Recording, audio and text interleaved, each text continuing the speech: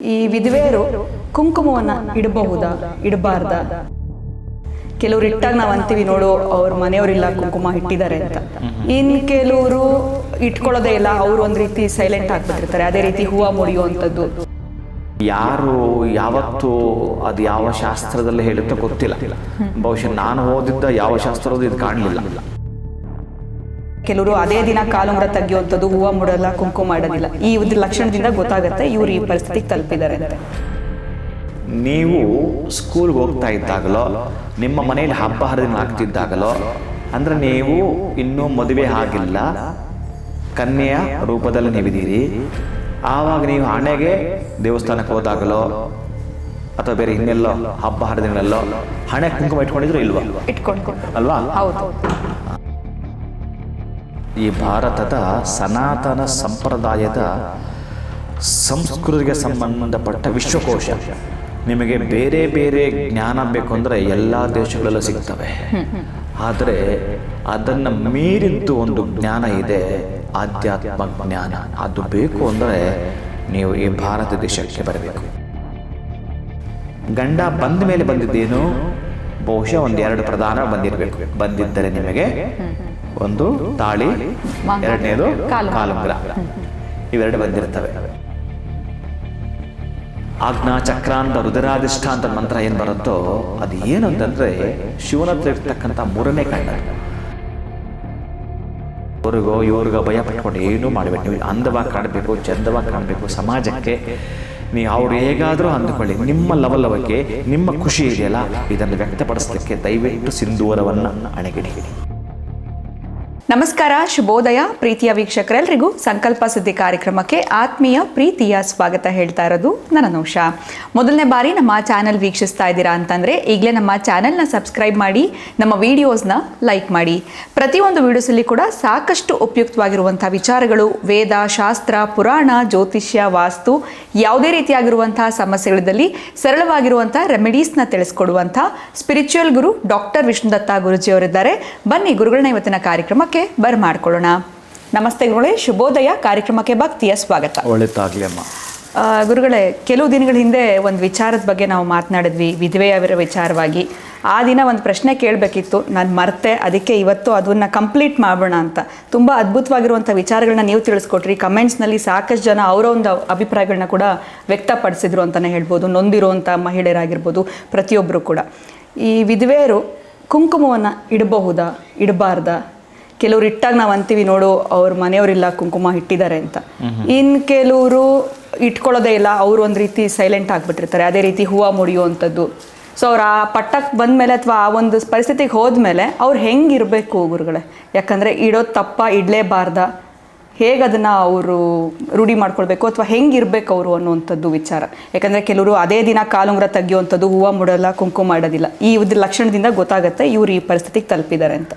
So ಇದಾದ್ಮೇಲೆ ಹೇಗಿರ್ಬೇಕು ಅವರು ಅನ್ನುವಂಥದ್ದು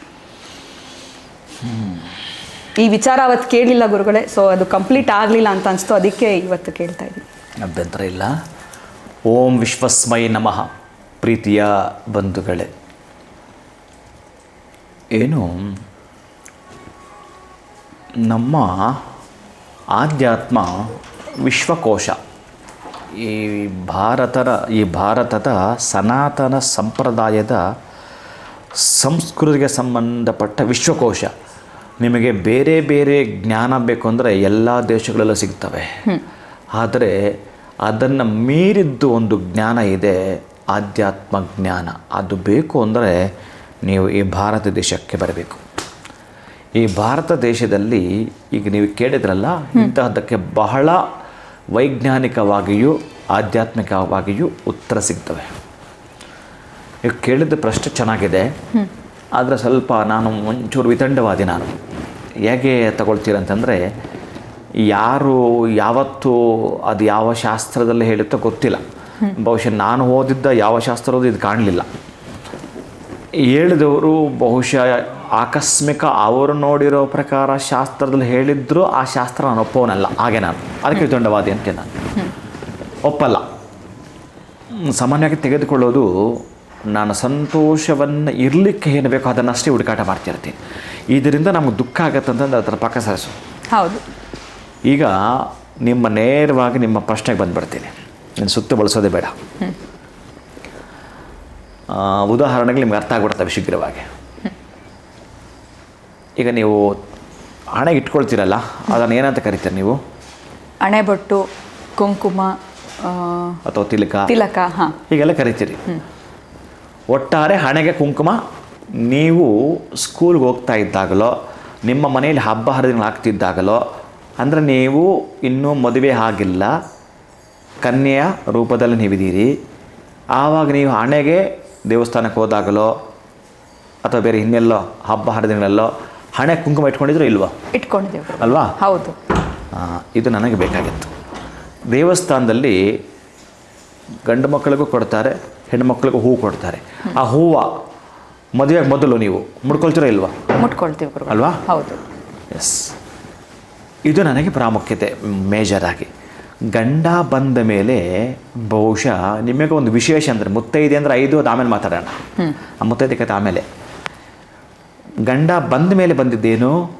ಬಹುಶಃ 1-2 ಪ್ರಧಾನ ಬಂದಿರಬೇಕು. ಬಂದಿದ್ದರೆ ನಿಮಗೆ ಒಂದು ತಾಳಿ, ಎರಡನೇದು ಕಾಲುಂಗ್ರ, ಇವೆರಡು ಬಂದಿರ್ತವೆ. ನನ್ನ ವಾದ ಏನು ಅಂತಂದರೆ, ನೀವು ಪಾಪ ಅವರು ಬಟ್ಟು ಅಂತಂದರೆ ನೀವು ಕುಂಕುಮ, ಅದು ಪ್ರಸಾದ, ಇದೆಲ್ಲ ಬಿಟ್ಬಿಡಿ, ಇದೆಲ್ಲ ಪಕ್ಕಕ್ಕಿಡಿ. ನಮಗೆ ಥರ್ಡ್ ಹೈ, 3ನೇ ಕಣ್ಣು, ಅದು ಅಲ್ಲಿ ಆಜ್ಞಾಚಕ್ರವಿದೆ. ಅದಕ್ಕೆ ಹೇಳಿದ್ರೆ ಆಜ್ಞಾಚಕ್ರ ಅಂತ ರುಧಿರ ಅಂತ ಒಂದು ಮಂತ್ರ ಬರುತ್ತೆ. ಆಜ್ಞಾಚಕ್ರ ಅಂತ ರುಧಿರಾಧಿಷ್ಠ ಅಂತ ಮಂತ್ರ ಏನು ಬರುತ್ತೋ ಅದು ಏನು ಅಂತಂದರೆ ಶಿವನ ಹತ್ರ ಇರ್ತಕ್ಕಂಥ 3ನೇ ಕಣ್ಣದು. ಶಿವನಿಗೆ ಶಿವ ಓಪನ್ ಮಾಡಿರ್ತಾನೆ, ನಾವು ಮುಚ್ಚಿರ್ತೀವಿ, ಇಷ್ಟೇ ವ್ಯತ್ಯಾಸ. ನಮಗೂ ಮತ್ತು ಶಿವನಿಗೆ ವ್ಯತ್ಯಾಸ ಏನಂತಂದರೆ ಆತ ಓಪನ್ ಮಾಡ್ತಾನೆ, ನಮಗೆ ಓಪನ್ ಮಾಡೋಕ್ಕೆ ಬರಲ್ಲ. ಅದಕ್ಕೆ ನಾವು ಕತ್ತಲಲ್ಲಿದ್ದೀವಿ, ಶಾಸ್ತ್ರ ಅಂದರೆ ಗೊತ್ತಾಗ್ತಿಲ್ಲ, ವೇದ ಅಂದರೆ ಗೊತ್ತಾಗ್ತಿಲ್ಲ, ಯಾವುದು ಹಗಲು ರಾತ್ರಿ ಗೊತ್ತಾಗ್ತಾ ಇಲ್ಲ. ಹಗಲು ರಾತ್ರಿ ಅಂತಂದರೆ ನಿಮ್ಮ ನಾಲೆಡ್ಜಲ್ಲಲ್ಲ, ಆ ತಿಳುವಳಿಕೆ ಅದು ಶಿವನಿಗೆ ಸಂಬಂಧಪಟ್ಟ ಆ 3ನೇ ಕಣ್ಣಾದ್ದರಿಂದ ಆಜ್ಞಾಚಕ್ರವನ್ನು ನೀವು ಸುಸ್ಥಿತಿಲಿಡುವಂಥದ್ದು. ಆಜ್ಞಾಚಕ್ರ ನಿಮಗೆ ಆಜ್ಞೆಯನ್ನು ಮಾಡ್ತಕ್ಕಂಥ ಶಕ್ತಿ, ಜೊತೆಗೆ ತುಂಬ ಪರಿಪೂರ್ಣವಾಗಿ ಶಾಂತತೆಯನ್ನು, ತುಂಬ ನಿಖರವಾಗಿ ಪ್ರಖರವಾಗಿ ಒಂದು ತೇಜಸ್ಸನ್ನು, ಒಂದು ಕಾನ್ಸಂಟ್ರೇಷನನ್ನು, ನಿಮಗೆ ಬೇಕಾಗಿರ್ತಕ್ಕಂತಹ ಸುಪ್ತ ಸ್ಥಿತಿಯನ್ನು, ಜಾಗೃತ ಸ್ಥಿತಿಯನ್ನು, ಎಲ್ಲೆಂದು ಹೇಳಿಗೆ ಈ ಒಂದು ತುರಿಯಾವಸ್ಥೆಗಳಂತ ಬರ್ತವೋ ಅಲ್ಲೆಲ್ಲ ಕೂಡ ಸಮವಾಗಿ ಇಡಲಿಕ್ಕೆ, ಯಾರ ಹತ್ರ ಮಾತಾಡಬೇಕಾದ್ರೂ ಅಷ್ಟೇ ನಿಮಗೊಂದು ವಾಕ್ಶಕ್ತಿಯನ್ನು, ನಿಮಗೊಂದು ದಿಶಕ್ತಿಯನ್ನು ಕರುಣಿಸಿಕೊಡ್ತಕ್ಕಂಥದ್ದು ಈ ಆಜ್ಞಾಚಕ್ರ. ಬೇರೆಯವರು ನಿಮ್ಮನ್ನು ಹೇಗೆ ಮಾತಾಡ್ತಿದ್ರೆ ಒಳ ಮನಸ್ಸು ಅದು ಪಡಿಸ್ಕೋಬೋದು. ಅಲ್ಲಿತ್ತು ಅಂದರೆ ಕುಂಕುಮ ಇತ್ತು ಅಂತಂದರೆ. ನೀವು ನೋಡಿ, ಹಣೆಗೆ ಕುಂಕುಮ ಇಟ್ಕೊಂಡವ್ರನ್ನ ನೋಡೋದು ಒಂದು ರೀತಿ ಇರುತ್ತೆ. ಕುಂಕುಮ ಇದ್ದರೂ ನೀವು ಅಂದವಾಗಿ ಕಾಣ್ತೀರಿ, ಒಬ್ಬೊಬ್ಬರು ಕುಂಕುಮ ಇಲ್ಲ ಅಂದರೂ ಅಂದವಾಗಿ ಕಾಣ್ತಾರೆ, ಅದು ಬೇರೆ, ಅಂದದ ವಿಚಾರ ಬೇರೆ. ಆದರೆ ಕುಂಕುಮವನ್ನು ಹಣೆಗೆ ಇಡ್ತಕ್ಕಂತಹದ್ದು ಆಜ್ಞಾಚಕ್ರವನ್ನು ಆಕ್ಟಿವೇಟ್ ಮಾಡಲಿಕ್ಕೆ ಇಡ್ತಕ್ಕಂಥ ಕುಂಕುಮವನ್ನು ಈ ಅಪ್ಪ ಮಧ್ಯದಲ್ಲಿ ಹೋದ. ನಾನು ಹೇಳ್ತಿರೋದು ನೀವೇನೇನೋ ತಿಳ್ಕೊಳ್ಳೋದು ಬೇಡ. ಎಲ್ರಿಗೂ ಸಾವು ಅನ್ನೋದು ಬಂದೇ ಬರುತ್ತೆ, ಮೃತ್ಯು ಅನ್ನೋದು ಬಂದೇ ಬರುತ್ತೆ. ಯಾವ ಕಾರಣಕ್ಕೆ ಆತ ಹೋದ್ನೋ ಅದು ಗೊತ್ತಿಲ್ಲ ನಮಗೆ. ಆದರೆ ಆಕೆಗೆ ಇಷ್ಟ ಇದೆ, ಆ ಹೆಣ್ಣು ಮಗುವಿಗೆ ಕುಂಕುಮ ಇಟ್ಕೊಳ್ಳೋಕೆ ಇಷ್ಟ ಇದೆ, ದಯವಿಟ್ಟು ಇಟ್ಕೊಳ್ಳಿ, ಆನಂದವಾಗಿ ಇಟ್ಕೊಳ್ಳಿ. ಆ ತಾಳಿ ಕೂಡ ನಿಮ್ಗೆ ಇಷ್ಟ ಇದೆಯಾ, ಧರಿಸಿ. ಇನ್ನೊಬ್ಬರು ತೊಂದರೆ ಬರಬಾರ್ದು ನಮಗೆ ಅಂತ ಧರಿಸಿ. ಆಕಸ್ಮಿಕ ಮಾಡಿದ್ರೆ 1-2-3 ಲಕ್ಷ ಬರುತ್ತೆ ಅಂದರೆ ಮಾರಿಬಿಡಿ. ಅರ್ಥ ಆಯ್ತಾ? ನೀವು 1-2 ಲಕ್ಷ ನಿಮ್ಮದು ಒಂದು ಸ್ವಲ್ಪ ದುಡ್ಡು ಸಿಗುತ್ತೆ. ಬಿಟ್ಟರೆ ಅವ್ರಿಗೋ ಇವ್ರಿಗೋ ಭಯ ಪಟ್ಕೊಂಡು ಏನೂ ಮಾಡಬೇಡಿ. ನೀವು ಅಂದವಾಗಿ ಕಾಣಬೇಕು, ಚಂದವಾಗಿ ಕಾಣಬೇಕು ಸಮಾಜಕ್ಕೆ. ನೀವು ಅವ್ರು ಹೇಗಾದರೂ ಅಂದುಕೊಳ್ಳಿ, ನಿಮ್ಮ ಲವಲವಿಕೆ, ನಿಮ್ಮ ಖುಷಿ ಇದೆಯಲ್ಲ, ಇದನ್ನು ವ್ಯಕ್ತಪಡಿಸಲಿಕ್ಕೆ ದಯವಿಟ್ಟು ಸಿಂಧೂರವನ್ನು ಅಣಗಿಡಿ. ಯಾರು ಹೇಳಿದ್ರಂತೆ, ಇವರು ಹೇಳಿದ್ರಂತೆ, ಪುರೋಹಿತರು ಹೇಳಿದ್ರಂತೆ, ಇದೆಲ್ಲ ಬಿಟ್ಬಿಡಿ. ಹಣೆಗೆ ಕುಂಕುಮ ಇಟ್ಕೊಳ್ಳಿ. ನೀವು ಚಂದವಾಗಿ ಕಾಣಬೇಕು, ಅದನ್ನಷ್ಟೇ ತಲೆಯಲ್ಲಿ ಇಟ್ಕೊಳ್ಳಿ. ಅಂದವಾಗಿ ಕಾಣಬೇಕು, ನೀವು ಅದನ್ನಷ್ಟೇ ತಲೆಯಲ್ಲಿ ಇಟ್ಕೊಳ್ಳಿ. ಇನ್ನೊಬ್ಬರಿಗೋಸ್ಕರ ಅಂತ ಅಲ್ಲವೇ ಇಲ್ಲ. ಈಗ ನೀವು ಮದುವೆಗೆ ಮುನ್ನಾನು ಕುಂಕುಮ ಹಣೆಗೆ ಧರಿಸ್ತಾ ಇದ್ರು ಇಲ್ವೋ? ಧರಿಸ್ತಾ ಇದ್ದರೆ ಅದನ್ನು ತಲೆಗೆ ಹಾಕ್ಕೊಳ್ಳಿ. ಆ ನಂತರವೂ ಕೂಡ ಖುಷಿಯಿಂದ ಧರಿಸೋದಷ್ಟೇ ಕಲಿತುಕೊಳ್ಳಿ. ಅದು ಬಿಟ್ಟರೆ ಬೇರೆ ಅನ್ಯತಾ ಭಾವನೆಗಳನ್ನು ಪಕ್ಕಕ್ಕಿಡಿ. ಆತ ಯಾವ ಕಾರಣಕ್ಕೆ ಹೋದನೋ ಗೊತ್ತಿಲ್ಲ, ಆತನಿಗೆ ಯಾವ ವಿಧಿ ಅವರನ್ನು ಆ ರೂಪದಲ್ಲಿ ಬಂತೋ ಅದನ್ನು ಕರ್ಕೊಂಡೋಯ್ತು. ಸತ್ತು ಹೋದವನು ದೈಹಿಕವಾಗಿ ಸತ್ತೋದ.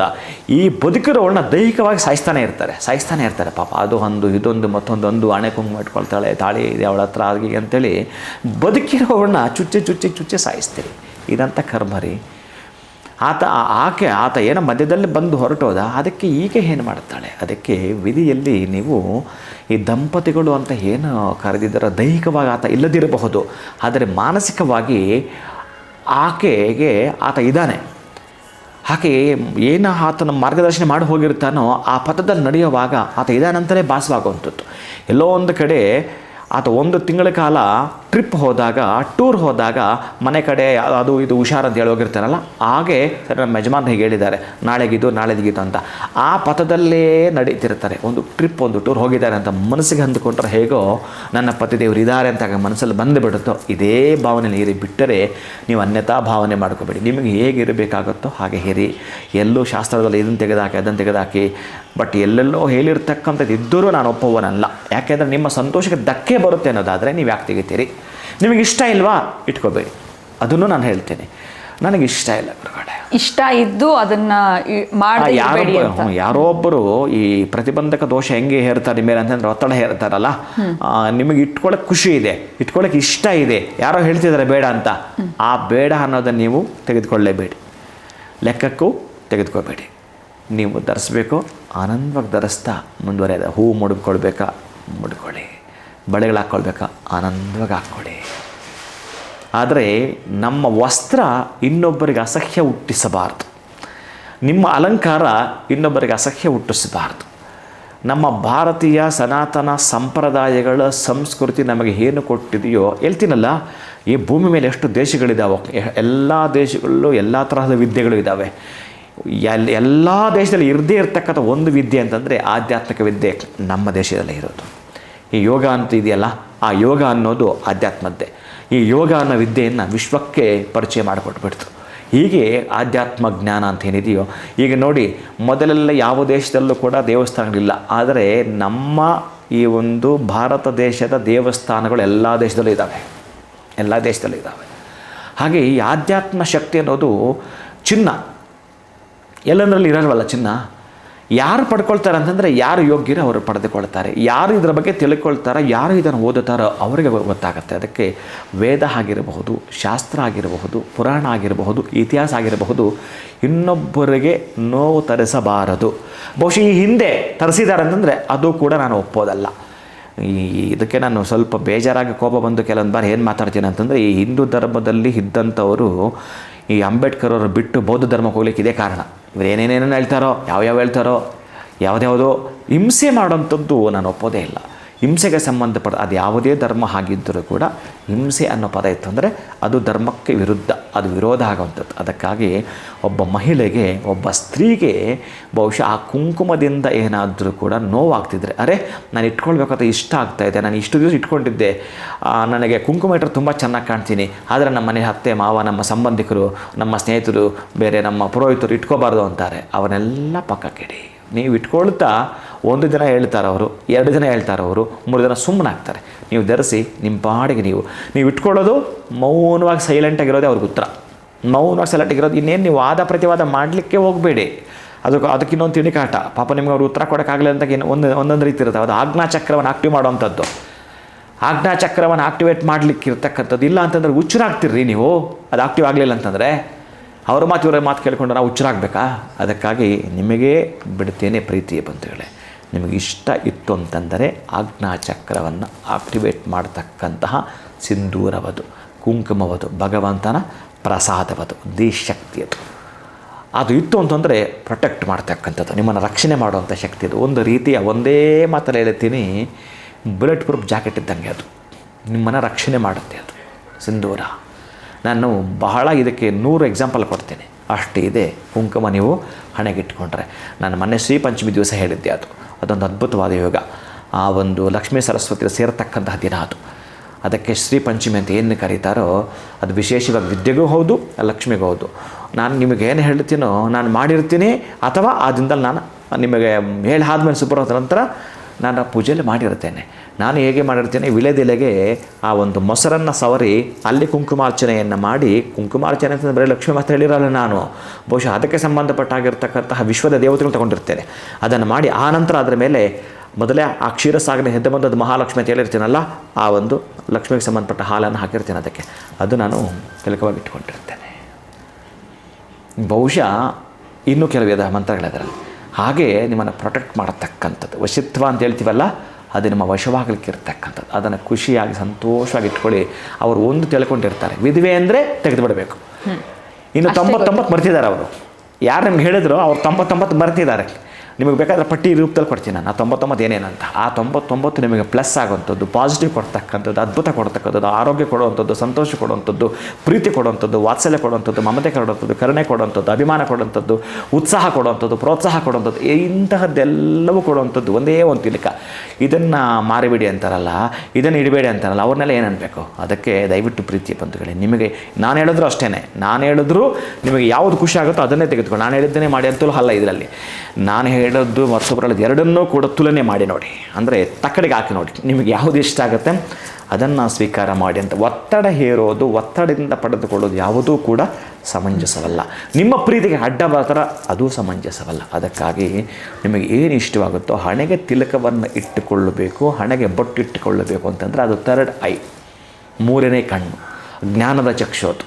ಜ್ಞಾನದ ಚಕ್ಷು, ಆ ಜ್ಞಾನದ ಚಕ್ಷು ತೆರೀಬೇಕು ರೀ.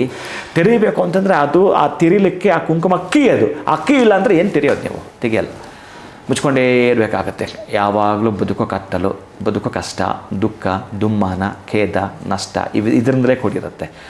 ಆ ಕುಂಕುಮಾರ್ಚನೆ ಮಾಡಿದ ಕುಂಕುಮವನ್ನು ಹಣೆಗೆ ಇಟ್ಕೊಳ್ಳಿ ಪ್ರೀತಿವಂತಗಳೇ. ಒಂದು ಜ್ಞಾನದ ಡೋರ್ ಓಪನ್ ಆಯಿತು, ನಿಮಗೆ ಅಲ್ಲಿ ವಿಜ್ಞಾನದ ಊಟ ಉಣಬಡಿಸ್ಲಿಕ್ಕೆ ಬೇಕಾದಷ್ಟು ಸಿಗುತ್ತೆ. ಖುಷಿಯಾಗಿ ಸಂತೋಷವಾಗಿ 100 ಕಾಲ ನೀವು ಚೆನ್ನಾಗಿರ್ತೀರಿ. ಯಾರ ಮಾತು ಕೂಡ ನೀವು ಕೇಳಬೇಡಿ. ದೈಹಿಕವಾಗಿ ನಿಮ್ಮನ್ನು ಯಾರು ನಿಮ್ಮನ್ನು ನೋಯಿಸ್ತಾರೋ ಅವರ ಹತ್ರ ಪಟ್ಟು ನೋವುಪಡೋದು ಸತ್ಯ. ಆ್ಯಕ್ಚುಲಿ ಅದು ಅವ್ರಿಗೆ ಗೊತ್ತಿರಲ್ಲ ಅಷ್ಟೇ. ಹಾಗಾಗಿ ಯಾರೇ ಆಗಿರಲಿ, ವಿಧವೆ ಅನ್ನುವರು ನಿಮ್ಮ ಮಾತಿಗಿಂತಲೂ ನಿಮ್ಮ ಅಕ್ಕ ತಂಗಿರಿಗಿಂತಲೂ ಹೆಚ್ಚಿಗೆ ನೋಡ್ಕೊಳ್ಳಿ. ಆ ಪದನೇ ಬಳಸಬೇಡಿ. ಆ ಮಗಳು ಹೆಣ್ಣು ಮಗಳಾಗೇ ಕಾಣಿ, ಆ ತಾಯಿ ಅಂತಲೇ ಕಾಣಿ. ಅದು ಬಿಟ್ಟು ವಿಧವೆ ಅನ್ನೋದನ್ನು ಯಾವುದೇ ಕಾರಣಕ್ಕೂ ನೀವು ಆ ಶಬ್ದವನ್ನೇ ಬಳಸಬೇಡಿ. ಆಕೆ ಮಹತ್ತರವಾಗಿರತಕ್ಕಂತಹ ಮಹಾಲಕ್ಷ್ಮಿ ಅಂತಲೇ ಕರೀರಿ, ಮಹಾಲಕ್ಷ್ಮಿ ಅಂತಲೇ ಕರೀರಿ. ಇನ್ನು ತಲೆಗೆ ಯಾವುದೇ ಕಾರಣಕ್ಕೂ ಬೇರೆ ಬೇರೆ ತರಹದ ಹೆಸರಿಟ್ಟು ಮಾಡಲಿಕ್ಕೆ ಹೋಗಬೇಡಿ. ದಯವಿಟ್ಟು ಕುಂಕುಮವನ್ನು ಹಣೆಗಿಟ್ಕೊಳ್ಳಿ ಅಮ್ಮ.